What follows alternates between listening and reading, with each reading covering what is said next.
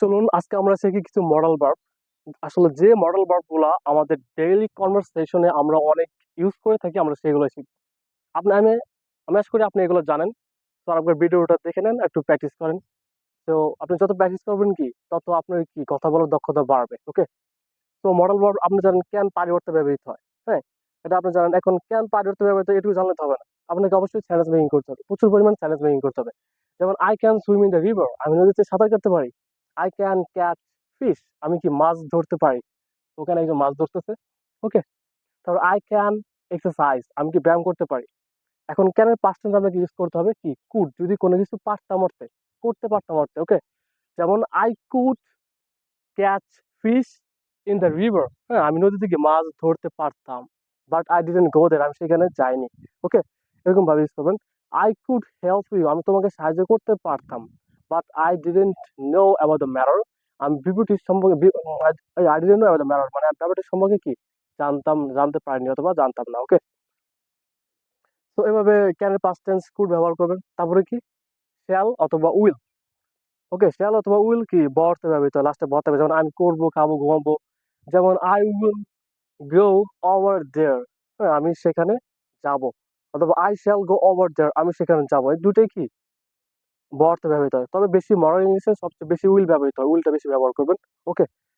তারপরে আর কি আছে, মে আছে। যেমন ইট মে রেইন টুডে, আজকে বৃষ্টি হতেও পারে নাও হতে পারে, মানে 50% চান্স। তো এরকম 50% চান্স থাকলে ওই ক্ষেত্রে আপনি মে ব্যবহার করবেন। যেমন আই মে গো দেয়ার, আমি সেখানে যেতেও পারি নাও পারি। তো এই ক্ষেত্রে আপনাকে ব্যবহার করতে হবে মে। ওকে। তারপরে আর কি আছে, তারপরে আছে হলো উড। উডটা কোথায় ব্যবহার করবেন, লাস্টে তাম অর্থে ব্যবহার করবেন। যেমন আই উড হেল্প ইউ, আমি তোমাকে সাহায্য, হ্যাঁ করতাম। আই উড হেল্প ইউ, আমি তোমাকে সাহায্য করতাম। আর যদি বলেন, এটা ভ্যারিয়েশনটা বুঝতে হবে। আর যদি আপনি বলতেন যে আমি তোমাকে সাহায্য করতে পারতাম, এই করতে পারতাম ক্যানের past tense could, I could help you. আর যদি বলেন যে আমি তোমাকে সাহায্য করতাম, লাস্টে শুধু তাম, এখানে করতে পারতাম না কিন্তু তাম, ওই ক্ষেত্রে আপনাকে ব্যবহার করতে হবে উড। যেমন আই উড হেল্প ইউ, আমি তোমাকে সাহায্য করতাম। হুম। এভাবে কিন্তু এই ভ্যারিয়েশনটা বুঝতে হবে। ওকে। তারপরে আরেকটা আছে, যেমন going to, be going to, এটা কিন্তু মডাল ভার্ব হিসেবে ব্যবহৃত হয়।